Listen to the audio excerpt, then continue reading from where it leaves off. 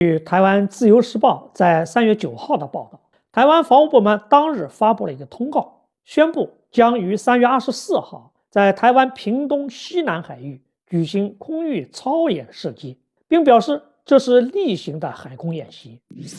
按说台军每年举行不少实兵实弹操演，并没有什么稀奇的，但在这个时候、这个地点举行实弹射击演练，那是非常耐人寻味的。台湾防务部门声称是例行的海空演习，可以说是此地无银300两。为什么呢？其一，这是对全国人大会议警告台独分裂势力的逆向性的反应。3月7号，中共中央政治局委员、中央外办主任、外交部长王毅严正警告民进党当局，台湾地区在联合国的唯一称谓就是中国台湾省，台湾从来不是一个国家，过去不是，今后绝对无可能。3月9号，国防部发言人吴谦在人大会议上再次的警告，台独分子闹得越欢，脖子上的绳索就勒得越紧。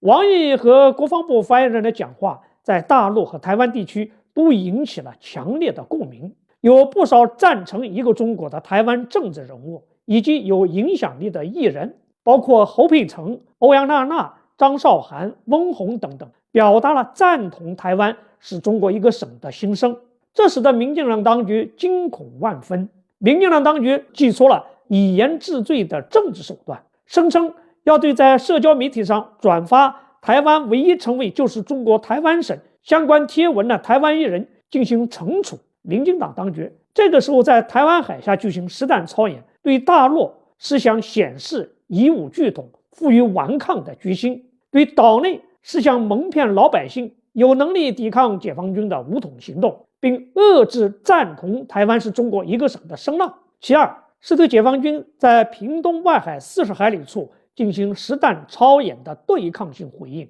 2月26号上午，075型2栖攻击舰安徽舰编队绕行台岛大半圈之后，在无预警的情况下，为屏东外海40海里处进行了实兵实弹射击演练。事隔不到1个月，台湾防务部门选择在解放军2栖舰进行过实弹射击演练的海区进行所谓空域操演射击，显然是想显示有办法对解放军包括075两栖舰在内的登陆船团进行拦阻袭击。人们看到台湾防务部门3月9号话音刚落，3月10号就有11架次解放军军机9艘次军舰抵近台岛进行了实战化演练。解放军现在几乎每天都在台海有实战化演练。到了3月24号那一天，解放军会因为台军的实兵操演活动停止吗？台湾防务部门提前发布操演信息，肯定是有让解放军在那一天停止实战化训练的意图的。